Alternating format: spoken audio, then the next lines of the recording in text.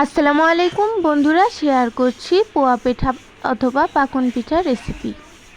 পিঠাটি তৈরি করার জন্য চুলায় গরম পানি দিয়ে দিছে। এরপরে এই পানির ভিতরে গুড় দিয়ে দিছিল। গুড়টা গরম হওয়ার পরে চালের গুঁড়াটা দিয়ে দিছে। এখন ভালোভাবে এটা গুলিয়ে নেওয়া হবে। তো দেখেন পিঠার ব্যাটারটা গুলিয়ে নেওয়া হচ্ছে। আমার মা খুন্তি দিয়ে এটা গুলিয়ে নিচ্ছে, কারণ এই গুড়টা গরম। গুড় গুলানোটা পানির ভিতরে গুড় দিয়ে দিছিল।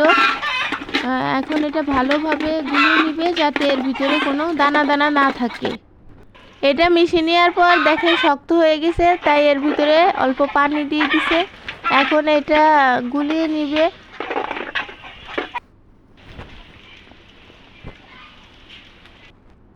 এখানে দেখেন ওরন দিয়ে, দেখেন খুন্তি দিয়ে তো গুলানো সম্ভব না, তাই এখানে ওরন দিয়ে গুলিয়ে নিচ্ছে। এটা কিন্তু গুলানো প্রস্তুত হয়ে গেছে। চুলায় তেল দিয়ে দিছে, তেলটা গরম হওয়া পর্যন্ত অপেক্ষা করছে। এখন তেল গরম হওয়ার পরে গিলাসে করে গুলাটা নিছে যাতে পিঠার শেপটা সুন্দর হয় এবং গোল হয়ে পড়ে।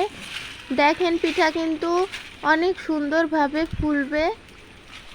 আপনারা এভাবে করে দেখবেন, বাসায় একটা পিঠাও নষ্ট হবে না, সবগুলো এমন ফুলবে।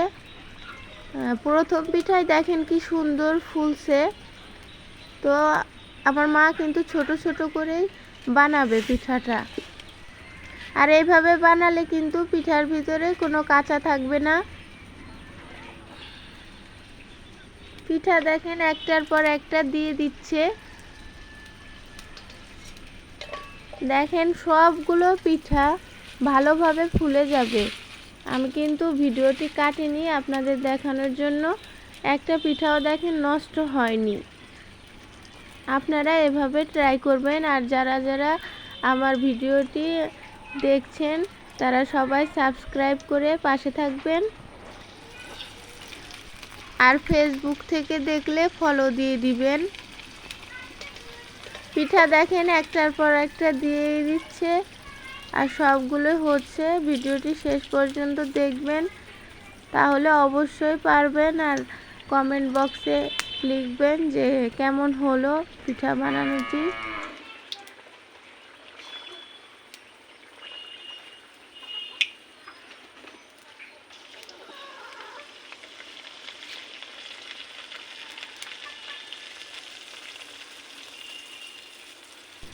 আমাদের চুলাটা কিন্তু অনেক বড়, তাই চুলা অনুযায়ী কড়াইটা ছোট হয়ে গেছে।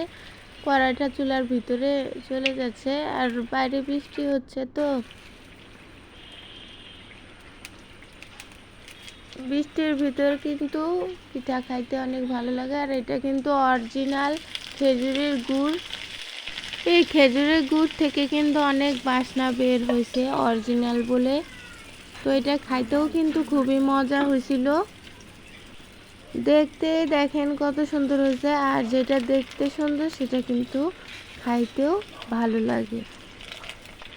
আর এটা কিন্তু পাটখুরি নিছে, পাটখুরি দিয়ে পিঠার মাঝখানে ফুটা করে দিচ্ছে, তারপরে তুলতেছে। আর দেখেন এটা কিন্তু ভিতরে কাঁচা নাই। ভিতরে কাঁচা থাকলে কিন্তু ওই পাটখুরির সাথে লেগে থাকতো। আর এই চালের গুঁড়ার ভিতরে একটু ময়দাও দিয়ে দিচ্ছে যাতে নরম হয় পিঠাটা। ময়দা দিয়ে দিলে কিন্তু পিঠাটা নরম হবে।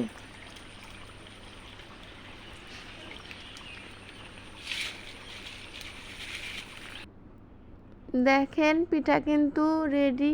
এক গাবলা পিঠা আরও বানানো হচ্ছে, একবারে ফুলকো ফুলকো পিঠা। ধন্যবাদ আমার ভিডিওটি শেষ পর্যন্ত দেখার জন্য।